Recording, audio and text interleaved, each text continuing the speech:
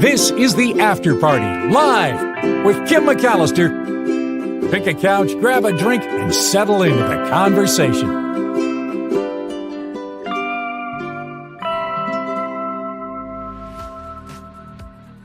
It is the After Party live on a Waterfall Wednesday, and my hair is all puffy and looking weird. Well, hi, everybody. It is what it is at this point. I see we have a birthday. Is it Nola Fidian's birthday? Yeah, I think so. I think it's Nola. Yeah, happy birthday, Nola Fidian. I see it. Is it Walter's birthday? Are Walter and Nola Fidian the same person? I don't know. But happy birthday to Walter. Happy birthday to Nola Fidian. Happy birthday to anyone who has a birthday today. And we celebrate you. And I'll give you a little Jacob because now I know it's your birthday. Here it is. You requested a happy birthday song, so I'm gonna give you one. Happy birthday to you. Happy birthday to you. Happy birthday, happy birthday, happy birthday to you.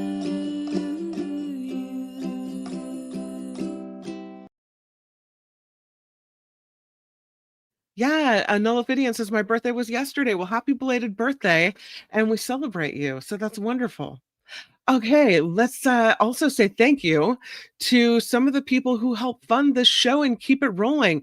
And that includes Wes, who throws in $5 today. I got a recurring payment from James S., one from Kathy O., one from Deidre L., one from Susan S. Thank you guys very much. Much appreciated. Let's get into some of the stories because I know we don't have a lot of time today. The Mark Thompson show ran a bit late. So here we go with this story. Once again, we have a Touron who got gored by a bison in Yellowstone. Thank you very much to Calvin Wong for sending me this story. I mean, I don't know how many of these stories we're going to do before this just becomes commonplace. This is wild. A man gored by a bison in Yellowstone National Park just got too close. That, according to the National Park Service, too close. This man was in the Upper Geyser Basin at Old Faithful from Randolph, New Jersey, gored after a large group of visitors approached the bison too closely. The man suffered minor injuries. He was treated and transported by the ambulance. I mean, you just don't get close to the wildlife. What the sad part about this, and I don't know if this is what is going to happen in this case, but I was watching I don't know if it was a documentary or something where there was a woman that was standing really close to a bison and filming it, and people were yelling at her, get away from this animal. The narrator said something that if the bison hurts her, not only is she injured, but then they have to euthanize the animal. I really hope that's not the case. Because it's not the bison's fault that this guy got too close and that bisons, do what bison do, right? How is that the fault of wildlife? I don't know why you would have to euthanize an animal if it's a mistake on the part of the human being. And we should be smart enough. Yeah, it was the second bison incident in a little over a month. There was a Florida man that we talked about on the show who was gored by a bison in May. He came too close to the animal as well. This is just crazy. The park officials say these animals can be aggressive if the visitors don't respect their space, and that visitors should never approach wildlife like this. It is our responsibility as a member of the public visiting national parks to stay more than 25 yards away from all large animals, and that includes bison, elk, bighorn sheep, deer, moose, coyotes, at least 100 yards away from bears, wolves, and cougars. I would argue that 25 yards away from a bison isn't far enough, and 100 yards away from a bear or a cougar isn't far enough. But we know this is something that happens over and over again. Bison have gored visitors at the park last year. A bison attacked an 83-year-old woman from South Carolina in 2024. At that point, park police and park rangers put out a statement saying that bison are unpredictable and they can run 3 times faster than humans. Act accordingly, right? Come on. The population of bison in Yellowstone is approaching 5,400. That's so much less than it has been in this world. We have to protect them. We cannot go close to them and put them in danger for our mistakes. And I'm sorry the man got gored, but Darwin Awards, perhaps? Hate to say it. Seems like it. All right, we'll talk about this songbird. Very cute little songbird. Sadly, did you know ancient Romans snacked on these creatures? I guess, hey, if you're hungry, a deep fried songbird will do.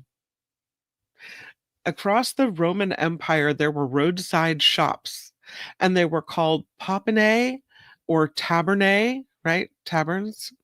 And they served up these cheap dishes to people that were passing through. They were travelers, they were locals, they were hungry. Researchers scoured ancient garbage piles near one of these papinas in Majorca, Spain. And now they say they understand how entrees overcame class divisions more often than previously thought. There's a study recently published in the International Journal of Osteoarchaeology. They said Roman commoners frequently enjoyed dining on thrushes, these small songbirds. Once they thought they were a luxury dish, now they realize everybody was eating these birds. The birds were pretty prominent in ancient Rome. Certain owls and eagles were considered divine omens, but smaller birds like thrushes were popular as both pets and meals. At one point, they thought it was just the wealthier Romans that ate these birds, but now they say no. The classical sources describe these small birds as a delicacy served in elite banquets. They cite recipes documented by Pliny the Elder and Apicius that described fattening songbirds with figs before roasting them and serving them with sauces. But this excavation site in Spain uncovered a cesspit, like an old garbage pit, right alongside of a road that used to have one of these snack bars or these papinas standing next to it. They say the building featured 6 large vats in a big countertop, like a food court almost. And amid the garbage, 165 thrush bones and other common food like seashells and fish and pig bones. They say the condition of the songbird's broken bones suggests they were flattened and cooked whole with oil. They also found chicken remains and rabbits. They said that was the menu for everyday customers. So, sorry, little songbird. That's a bummer. I have a story about a bear. I love this story. This bear was trapped using donuts after a soak in a hot tub. As one does. And I have video to show you on this one. Yeah, this is a bear who just really can't help himself. Here you go. Who needs a resort when you've got a backyard hot tub? In Punta Gorda, a black bear broke into a backyard, started living his best life here, made himself right at home, took a soak in the hot tub, and then he took the cushions off the patio furniture and laid down for like a 6-hour nap under the lanai. 6-hour nap. 6 hours, man. He was just chilling. Landscaper spotted him, called for help. Neighbors say the furry trespasser was super chill, though. Oh. He's not looking for any trouble, that's for sure. Yeah, he booked that Airbnb fair and square. All right, that's it. Officials did eventually step in. They're working to safely relocate the bear.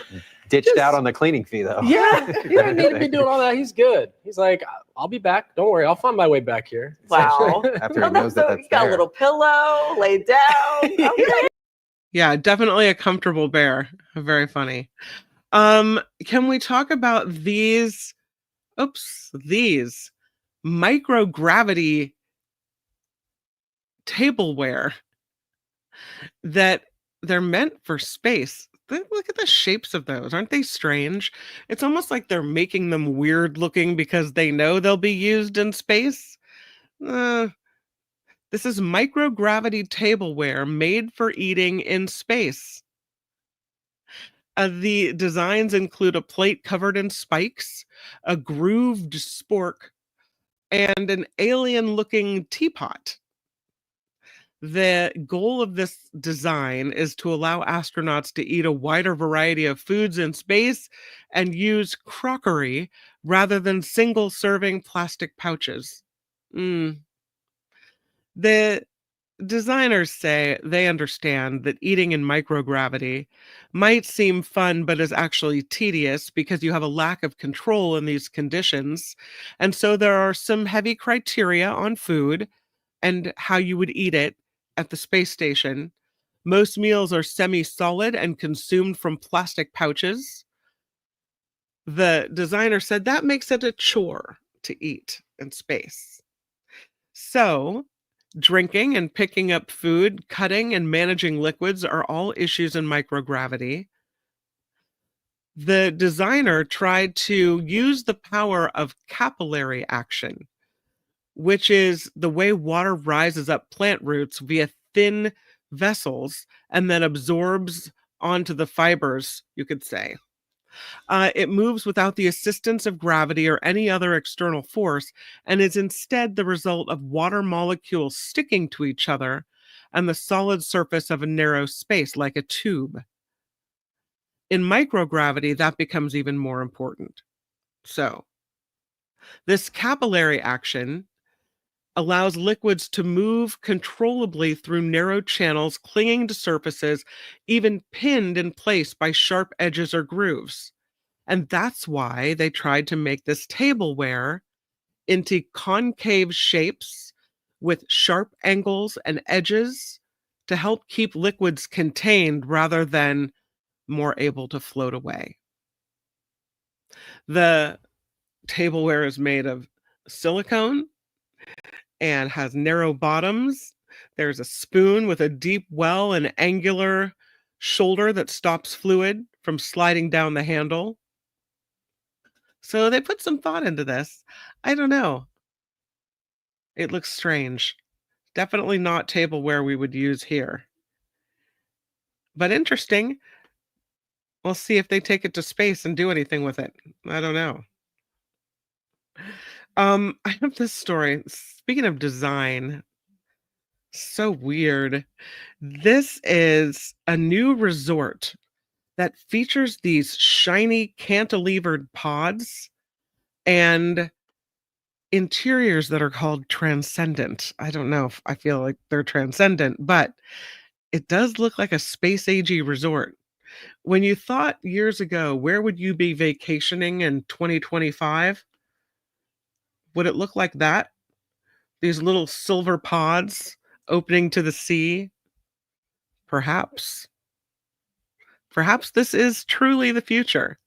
This is called the Shabara Resort, and it has opened on Saudi Arabia's Red Sea coast.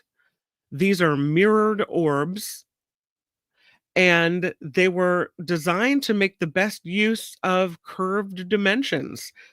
This is a luxury resort on these uninhabited islands off the coast of Tabuk province, Saudi Arabia. There are 38 of these overwater mirrored villas, 35 beachfront retreats. The whole point of it is so you will be immersed in your natural surroundings. This is a self-sufficient resort, solar-powered destination. They call it where barefoot luxury meets conservation. These were designed to remind people of a string of pearls, shiny string of pearls in the sea, with each polished stainless steel orb reflecting the sea and the sky. The one-bedroom villas have an internal floor area of 103 square meters. The two bedrooms, 189 square meters. You enter through the opening, the carved opening there, carved into one side. The living spaces and the bedrooms are arranged on either side of the central space, and sliding glass doors create a seamless connection with the outdoor patio and your infinity pool in the front there. Same situation for the beach villas, similar dimensions and layouts. They're a little bigger though. I don't know. I mean, I wouldn't not go there, but I don't love it. I like the wooden huts in the Maldives that I've seen pictures of better. Haven't been there, but they sure are beautiful. And then here's other pictures. Here's what it looks like inside. They carry the stainless steel orb inside. This is your stainless steel bar that's attached to the wall. I don't know. Here's your string of pearls in the sea. And there's the opening. You go in through your little opening and you go in, you vacation in your little orb on the ocean. Are you signing up? Do you want to go?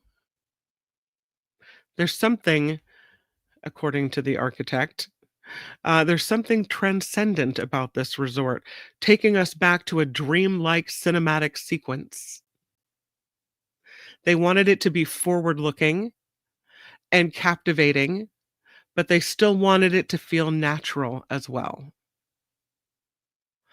The relationship between the interior architecture and furnishings, as well as the finishes, all studied.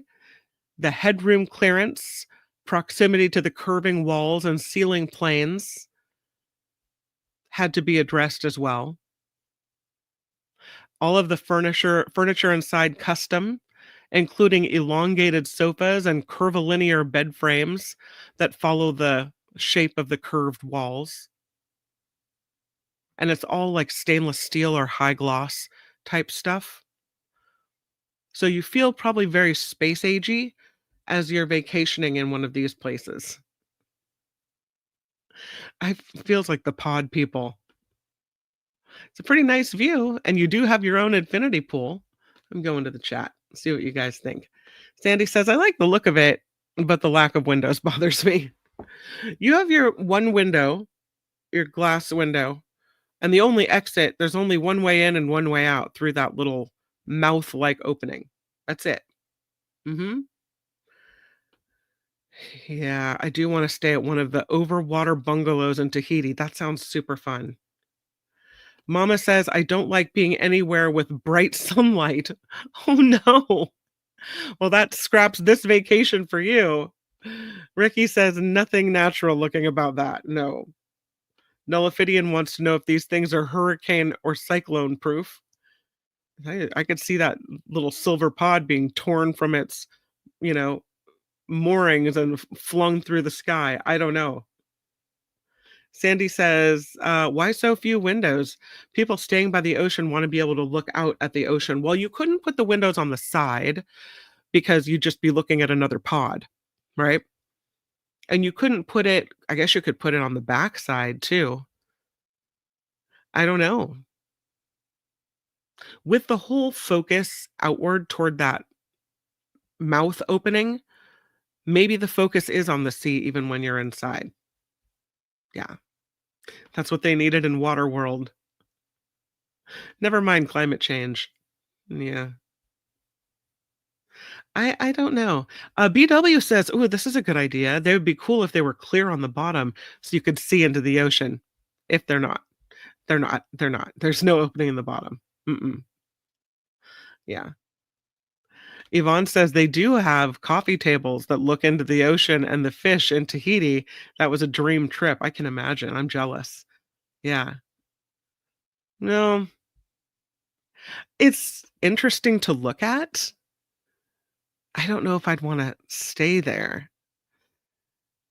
The designer calls them mesmerizing, the invention in the room, the never before seen things, like the silver bar attached to the wall. Yeah. The beds in these places are finished in stainless steel, leather, and mirrored glass. They have one bed in the fancier villa that is solid onyx. So this is definitely a luxury kind of place with high-end finishes.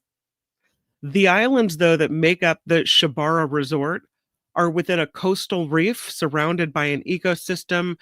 There are mangroves and sand dunes and seagrasses and desert flora.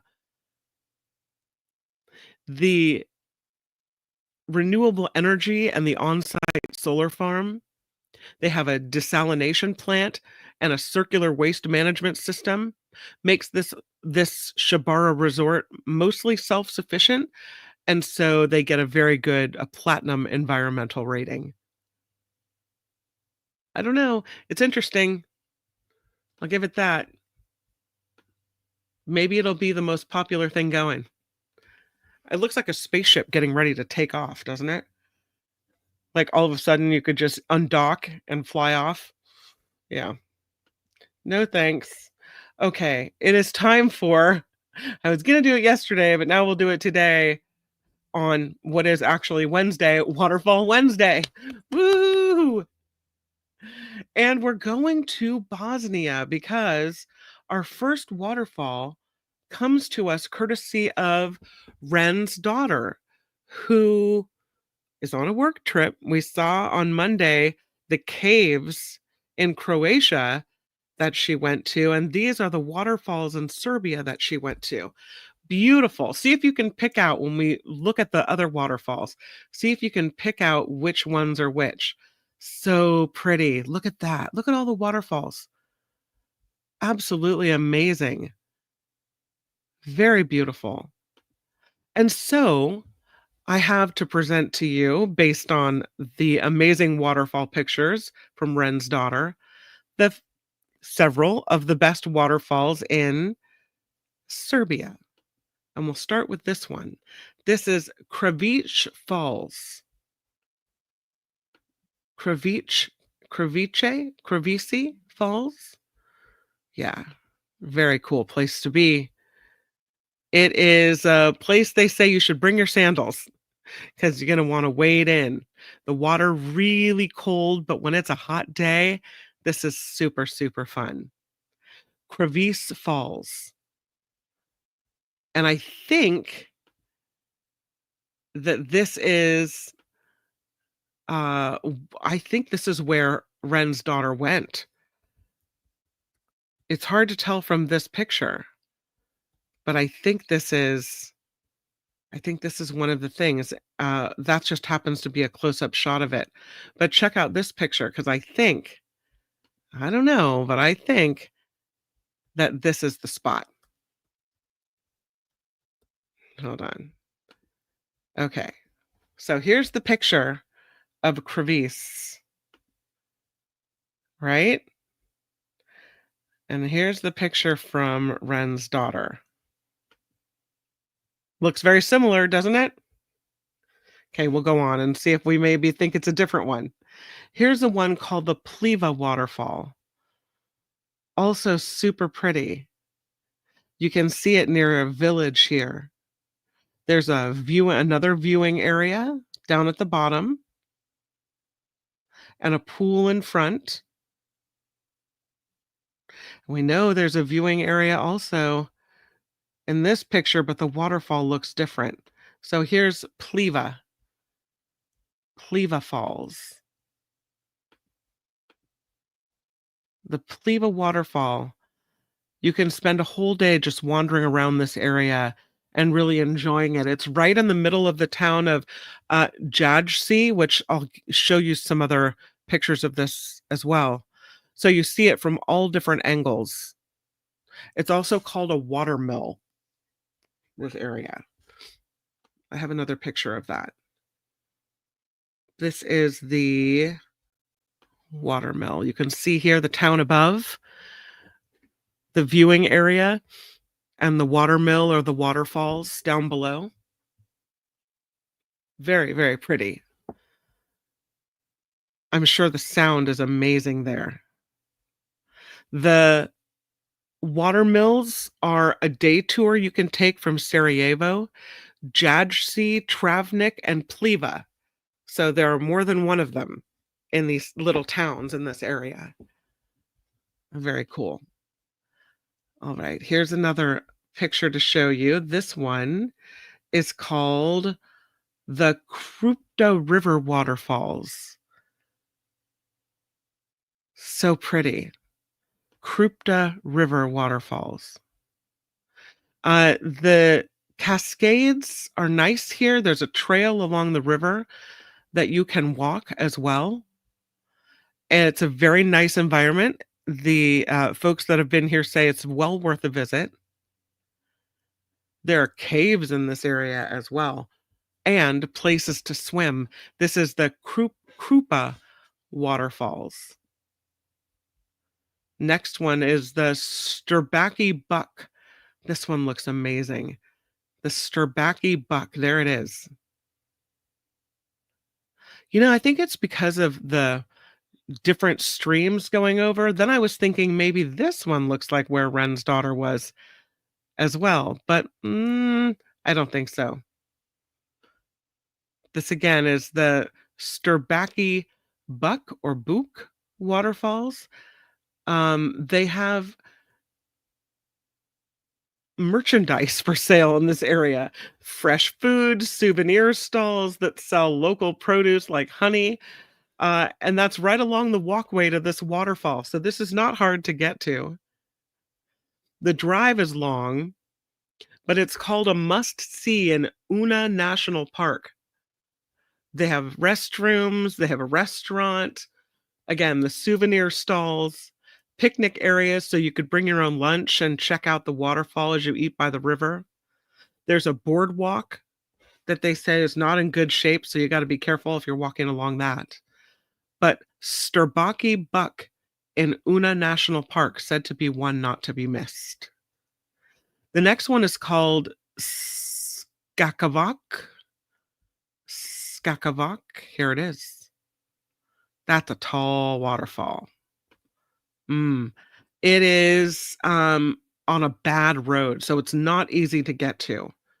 You have to maneuver around on one way through on a gravel road. It's not easy to walk up here. You can't really take kids unless you are going to carry them. No strollers allowed.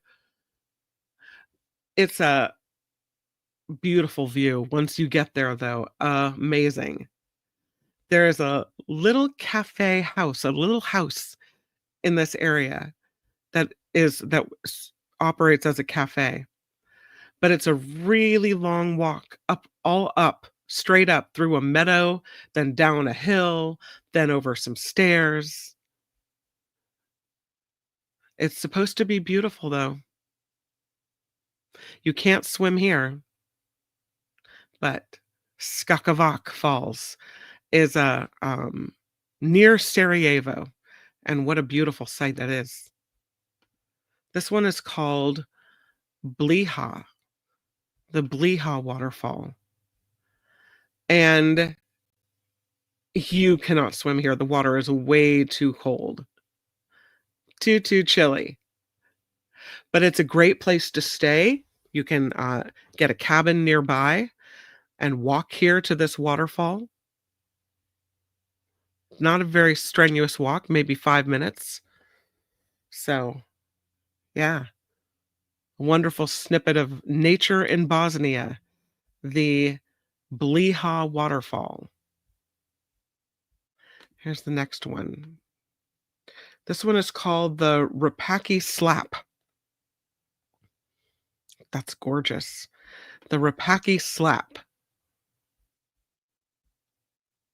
Look at that little island right in the middle of the waterfall area. This is near Bihak, town of Bihak. There are historical things to see nearby, but what a beautiful sight.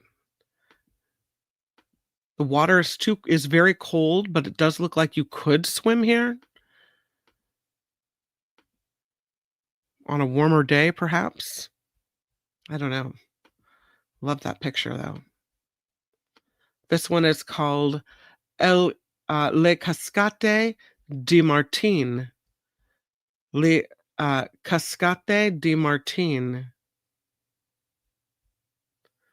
It's a walk to a red bridge, a little village, and then you can listen for the sound of the water flow, or you can buy a ticket to go see this. Beautiful location in nature, easy to take your kids to. Tra le Cascata di Martin Broad is the official name of this. And it looks like it's one of these waterfalls you can walk behind as well. They have a cave-like situation going on here. Yeah, just so pretty. So pretty.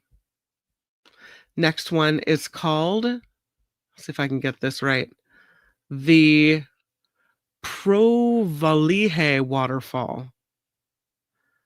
They say you wouldn't expect such beauty in such a small town. It is a few minutes walk from the center of the town of Stolac, and you find then the beautiful waterfalls of Provalije in this, what is mostly a flat area. So it's kind of a surprise to see this here. So pretty. You can hear that one coming down too in your mind. And I think the last one I have for you is called the Benot waterfall. Right in the middle of a town here. The Benot waterfall. It's a very pretty place. Yeah, it's also near Stolac, the town of Stolac. So, very pretty. I would read to you more about what this is about, but it's in a different language. So I can't I can't tell you, but super beautiful. So those are some of the waterfalls in Bosnia. And I'm surprised because it's not a place that I would have thought when I think waterfalls. But how lucky that Ren sent in this picture and got me to check out and look for all of the others. Lush and green and flowing and beautiful. I mean, wow. Yeah, these pictures are really incredible. It kind of makes you want to go visit Serbia, doesn't it? Is it Serbia or is it the pod? Where would you rather go? I don't know. I'm thinking Serbia? Not somewhere I ever thought that would say. Yeah, some of them do look man-made, but it does also look like a fairy tale kingdom. I don't know if there's any relation to those stalacs. Yeah, I don't know. All right, I know we're getting toward the end of the show, and I don't want to keep you, but I do want to say thank you again to everyone who helps keep this show rolling, and to you guys for coming through and commenting and hanging out and chatting with each other and keeping everything super fun. I just appreciate that so much. You guys are amazing and make every day that I have on this earth better. So thank you for that.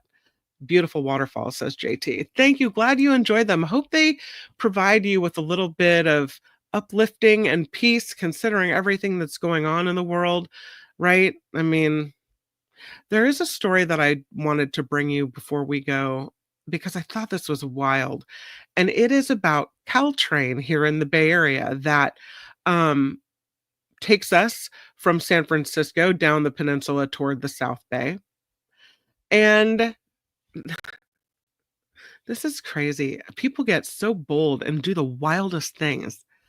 This is a story about a couple of employees who were busted because they're now former Caltrain employees. They built secret apartments in Caltrain stations. Apparently, according to SF Gate, embezzling public funds to build these apartments inside 2 Caltrain stations. They were sentenced to a collective 6 months in jail that week. That's it?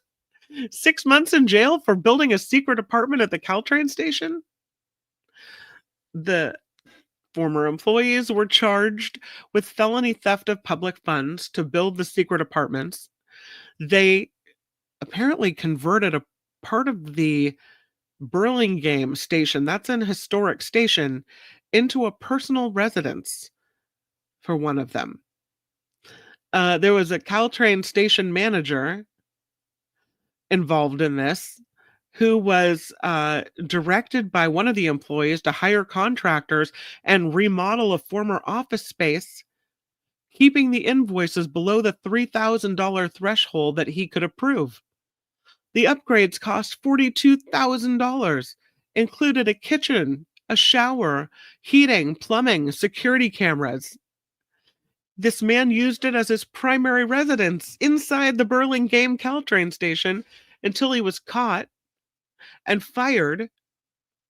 The same tactic was used to remodel part of the Millbury station in 2019. This only cost $8,000. What a bargain. Caltrain employees discovered the Millbury home in 2020. The little homes they built remain intact as they constructed them, according to San Mateo County officials. The work was pretty well done. The Caltrain supervisor involved got 60 days in county jail and 1 year probation. The judge ordered him to pay back about $8,000 to Caltrain, plus some fines and fees, and he has to go to substance abuse counseling. The other man was sentenced to 4 months in county jail. He was barred from employment with fiduciary responsibility. He owes $370 in fines and fees. Does it seem like they're getting off a little easy? I think so. Caltrain was told, leave these spaces alone as the cases are ongoing. So far, they don't have any plans to convert these residences inside the Caltrain agencies.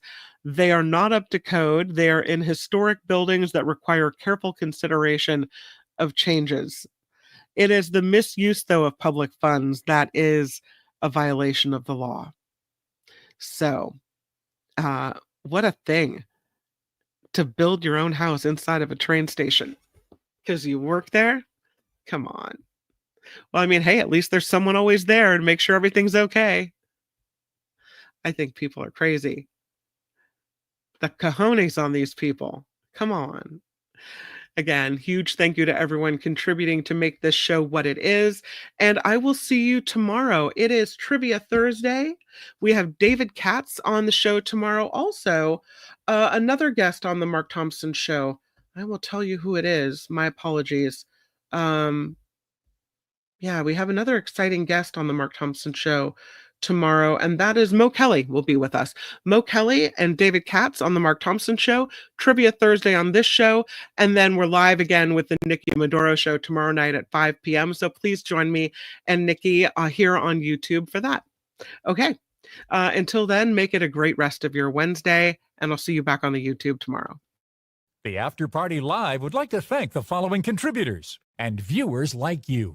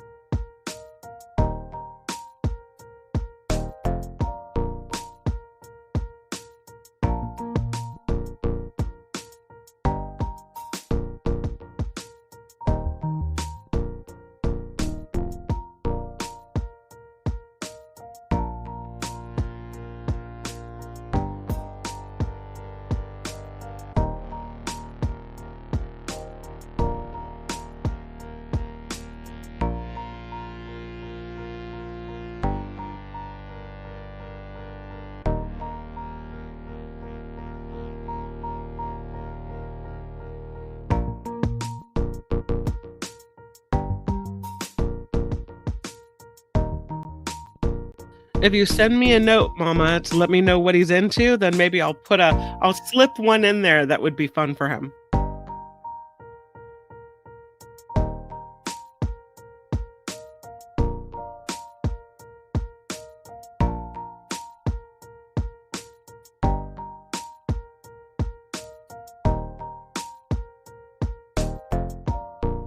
Yeah, it'll be interesting to hear what David Katz thinks about everything going on in Los Angeles and whether any of it's legal.